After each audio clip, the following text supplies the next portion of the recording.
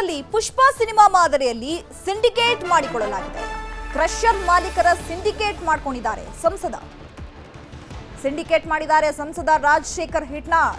Syndicate ಅಂದ್ರೆ ಯಾವುದೋ ಒಂದು ವ್ಯಾಪಾರ ಇರುತ್ತೆ. ಆ ವ್ಯಾಪಾರ ಎಲ್ಲವೂ ಕೂಡ ಆ ಸಿಂಡಿಕೇಟ್ ಸದಸ್ಯರ ಕೈಯಲ್ಲಿರುತ್ತೆ. ಅವರು ಆ ಒಂದು ವಸ್ತು ಆಗಿರಬಹುದು ಅಥವಾ ಬೇರೆ ಯಾವುದಾದ್ರೂ ರೀತಿಯ ವ್ಯವಹಾರ ಆಗಿರಬಹುದು, ಎಲ್ಲವನ್ನ ಇವರೇ ಮಧ್ಯದಲ್ಲಿ ನಿಂತು ಮಾಡ್ತಾರೆ. ಹಾಗಾಗಿ ಸಂಸದ ರಾಜಶೇಖರ್ ಹಿಟ್ನಾಳ್ ತಮ್ಮದೇ ಆದಂತಹ ಸಿಂಡಿಕೇಟ್ ಅನ್ನ ಕ್ರಿಯೇಟ್ ಮಾಡ್ಕೊಂಡಿದ್ದಾರೆ. ಪ್ರೇರಣಾ ಎಂಬ ಸಂಸ್ಥೆ ಹೆಸರಿನಲ್ಲಿ ಸಿಂಡಿಕೇಟ್ ಮಾಡ್ಕೊಂಡಿದ್ದಾರೆ. ಬೇರೆ ಕಡೆ ಜಲ್ಲಿ ಖರೀದಿ ಮಾಡದಂತೆ ಸೂಚನೆ ಕೊಟ್ಟಿದ್ದಾರೆ. ತನ್ನ ಸಂಸ್ಥೆ ಮೂಲಕವೇ ಖರೀದಿಗೆ ಸೂಚನೆ ಕೊಟ್ಟಿದ್ದಾರೆ. ಅಂದ್ರೆ ಯಾವುದಾದ್ರೂ ವಸ್ತುಗಳನ್ನ ಬೇರೆಯವರಿಗೆ ನೇರವಾಗಿ ಮಾರುವಂತಿಲ್ಲ, ಅದನ್ನ ಇವರ ಸಿಂಡಿಕೇಟ್ಗೆ ತರಬೇಕಾಗತ್ತೆ.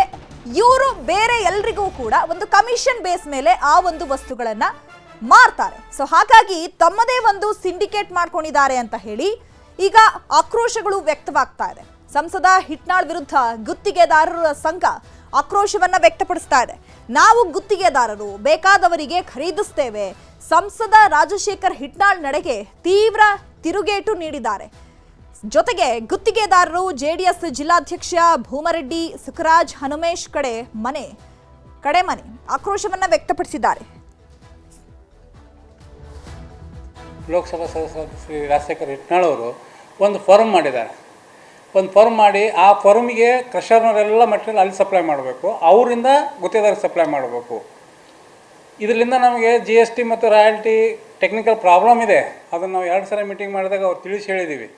ಹಿಂಗಿದೆ ಸರ್, ತಾವು ಅರ್ಥ ಮಾಡ್ಕೊಳ್ಳಿ, ನಮ್ಗೆ ತೊಂದರೆ ಆಗುತ್ತೆ. ಇಲ್ಲ ಅದೆಲ್ಲ ಏನಾಗಲ್ಲ, ನಾವು ಹಿಂಗೆ ಮಾಡೋದು ಅಂತ ಎಲ್ಲ ಕ್ರಷರ್ ಜೊತೆಗೆ ಅವರು ಅಗ್ರಿಮೆಂಟ್ ಮಾಡಿಕೊಂಡು ಮಟೀರಿಯಲ್ ಯಾರಿಗೂ ಕೊಡಬಾರ್ದು, ನಮಗೆ ಕೊಡಬೇಕು, ನಮ್ಮ ಪ್ರೇರಣಾ ಅಂತ ಒಂದು ಸಂಸ್ಥೆ ಕೊಡಬೇಕು, ನಾವು ಅವ್ರಿಗೆ ಕೊಡ್ತೀವಿ. ಇದಕ್ಕೆ ಅಡ್ವಾನ್ಸ್ ಪೇಮೆಂಟ್ ಕಟ್ಟಬೇಕು. ನಾವು ಮೊದಲೇ ಗುತ್ತಿಗೆದಾರ ಪೇಮೆಂಟ್ ಇಲ್ಲ, ಈಗಿನ ಪರಿಸ್ಥಿತಿಯಲ್ಲಿ ಸರಿ ಇರದ ಪರಿಸ್ಥಿತಿಯಲ್ಲಿ ಇದ್ದೊತ್ನಾಗ ಅಡ್ವಾನ್ಸ್ ಪೇಮೆಂಟ್ ಕಟ್ಟಿ ನಾವು ಮಟೀರಿಯಲ್ ತೊಗೊಂಡು ಕೆಲಸ ಮಾಡ್ಬೇಕಂದ್ರೆ ನಮಗೆ ಕಷ್ಟದ ಜೀವ.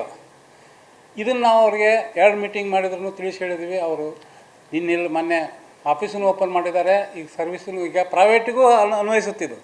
ಯಾರ್ಯಾರು ಒಂದು ಟ್ರಿಪ್ ಕಂಕರ್ಬೇಕಂದ್ರೆ ಆ ಸಂಸ್ಥೆಗೆ ಫೋನ್ ಮಾಡಬೇಕು, ಅಡ್ವಾನ್ಸ್ ಕಟ್ಟಬೇಕು. ಲೋಕಸಭಾ ಸದಸ್ಯ ಈ ಬಗ್ಗೆ ಮತ್ತಷ್ಟು ಮಾಹಿತಿಯನ್ನು ಕೊಡ್ತಾರೆ ನಮ್ಮ ಪ್ರತಿನಿಧಿ ಶರಣಪ್ಪ ಬಾಚಲಾಪುರ.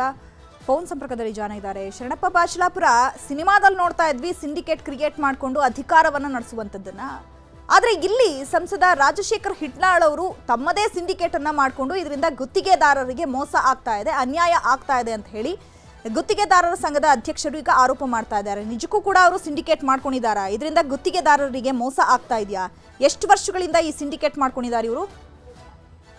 ಏನು ಚೈತ್ರ, ಈಗಾಗಲೇ ಏನು ನಿನ್ನೆ ಗುತ್ತಿಗೆದಾರ ಸಂಘದ ಅಧ್ಯಕ್ಷರು ಮತ್ತು ಕೆಲವು ಗುತ್ತಿಗೆದಾರರು ಅದು ಪಕ್ಷಾತೀತವಾಗಿ ಸಹ ಒಂದು ಪ್ರೆಸ್ ಮೀಟ್ ಅನ್ನು ಮಾಡಿರುವಂತಲ್ಲಿ ರಾಜಶೇಖರ್ ಹಿಟ್ನಾಳ್, ಸಂಸದರಾಗಿಂತ ರಾಜಶೇಖರ್ ಹಿಟ್ನಾಳ್ ಒಂದು ಪ್ರೇರಣಾ ಸಂಸ್ಥೆ ಅಂತ ಕನ್ಸ್ಟ್ರಕ್ಷನ್ ಸಂಸ್ಥೆ ಅಂತ ಮಾಡ್ಕೊಂಡಿದ್ದಾರೆ. ಆ ಸಂಸ್ಥೆಯಿಂದಲೇ ಈಗ ಅವರು ಎಲ್ಲ ಏನು ಕೃಷಿಯರಲ್ಲಿ ಬರುವಂತ ಮೆಟೀರಿಯಲ್ಗಳನ್ನ ಒಂದೇ ಕಡೆಯಿಂದ ಬಂದು ಅದು ಏಕಸ್ವಾಮಿತ್ಯದಲ್ಲಿ ಖರೀದಿ ಆಗಬೇಕು, ಮತ್ತೆ ಕೃಷಿಯರುಗಳು ಅಲ್ಲಿನೇ ತೆಗೆದುಕೊಂಡು ಅಲ್ಲಿಂದ ನಂತರ ಆ ಗುತ್ತಿಗೆದಾರ ತೆಗೆದುಕೋಬೇಕು ಅನ್ನುವಂತ ಒಂದು ನಿಯಮವನ್ನು ಮಾಡ್ಕೊಂಡಿದ್ವಿ. ಈ ಕಾರಣಕ್ಕಾಗಿ ಕ್ರಷರ್ಗಳಿಂದ ಏನು ಜಲ್ಲಿಕಲ್ಲುಗಳಿದೆ ಮತ್ತು ಅದರಲ್ಲಿ ಬೇಕಾದಂತ ಏನು ಮಟೀರಿಯಲ್ ಬೇಕಾಗಿದೆ ಅದನ್ನೆಲ್ಲವನ್ನು ಅಲ್ಲೇ ಖರೀದಿಸಬೇಕು ಅನ್ನುವಂಥ ನಿಯಮ ಹಾಕೊಂಡು ಈಗ ಅದು ಆ ಗುತ್ತಿಗೆದಾರರಿಗೆ ತೊಂದರೆ ಆಗಿದೆ ಅನ್ನುವಂಥ ಆರೋಪ. ಜೊತೆಗೆ ಅವ್ರು ಹೇಳುವಂದ್ರೆ ಈಗಾಗಲೇ ನಮ್ಗೆ ಪೇಮೆಂಟ್ಗಳೇ ಕಷ್ಟ ಆಗ್ತಾ ಇದೆ, ಜೊತೆಗೆ ಗುತ್ತಿಗೆದಾರರು ಸಂಕಷ್ಟ ಇದ್ದೇವೆ. ಇಂಥ ಸಂದರ್ಭದಲ್ಲಿ ಒಂದೇ ಕಡೆನೇ ಈಗ ಇದು ಮಾಡೋದು ಮತ್ತೆ ಅಡ್ವಾನ್ಸ್ ಪೇಮೆಂಟ್ ಮಾಡಬೇಕು ಅನ್ನುವಂಥ ಏನು ನಿಯಮ ಮಾಡಿದರೆ ಇದು ಸರಿಯಲ್ಲ ಅನ್ನುವಂಥದ್ದು, ಇದಕ್ಕೆ ಏಕಸ್ವಾಮ್ಯತ್ವನೇ ಅವ್ರು ಸಾಧಿಸ್ತಾ ಇದ್ದಾರೆ ಅನ್ನುವಂಥ ಒಂದು ಆರೋಪವನ್ನು ಕೇಳ್ತಾರೆ. ಆದರೆ ಈ ಮಧ್ಯೆ ಏನು ಕೃಷಿಯರ್ ಮಾಲೀಕರ ಸಂಘದ ಅಧ್ಯಕ್ಷರು, ಕೃಷಿಯರ್ ಮತ್ತು ಕ್ವಾರಿ ಮಾಲೀಕರ ಸಂಘದ ಅಧ್ಯಕ್ಷರು ಒಂದು ಇದನ್ನು ಮಾಡ್ತೀವಿ, ಅದಕ್ಕೆ ಸ್ಪಷ್ಟನೆ ನೀಡುವಂತಿದ್ದು. ಇದು ರಾಜಶೇಖರ್ ಹಿಟ್ನಾಳ್ ಅವರೇ ಅದೇ ಪ್ರಶ್ನೆ ಏನಲ್ಲ. ಆದರೆ ಕೃಷಿಯರ್ ಮಾಲೀಕರಿಗೆ ಈಗಾಗಲೇ ಸಾಕಷ್ಟು ಆರ್ಥಿಕ ತೊಂದರೆ ಆಗ್ತಿದೆ. ಯಾಕಂತ ಹೇಳಿದ್ರೆ ಅವ್ರಿಗೆ ಹಣ ಪಾವತಿ ಆಗ್ತಿಲ್ಲ, ಗುತ್ತಿಗೆದಾರರು ಬೇರೆ ಬೇರೆ ಕಡೆ ಸಾಲವನ್ನು ಮಾಡ್ತಾ ಇದ್ದಾರೆ. ಈ ಕಾರಣಕ್ಕಾಗಿ ನಾವೆಲ್ಲರೂ ಸೇರ್ಕೊಂಡು ನಿರ್ಧಾರ ಅಂತ ಅವರು ಹೇಳ್ತಾರೆ. ಆದರೆ ಒಟ್ಟಾರೆಯಾಗಿ ಇದು ಏಕಸ್ವಾಮಿತ್ವವನ್ನು ಬಳಸುವಂತ ಪ್ರಯತ್ನ ನಡೆದಿದೆ. ಇದಕ್ಕೆ ಗುತ್ತಿಗೆದಾರರು ವಿರೋಧ ಮಾಡಿ ಬರುವ ದಿನಗಳಲ್ಲಿ ಹೋರಾಟ ಮಾಡ್ತೀವಿ, ಜೊತೆಗೆ ನಾವೆಲ್ಲ ಕೆಲಸವನ್ನು ಸ್ಥಗಿತಗೊಳಿಸ್ತೀವಿ ಅನ್ನುವಂಥ ಮಾಹಿತಿಯನ್ನು ಹೇಳ್ತಾ ಇದ್ದಾರೆ Chaitra. Okay, thank you Sharanappa ತಮ್ಮೆಲ್ಲ ಇನ್ಫಾರ್ಮೇಶನ್ಗೆ.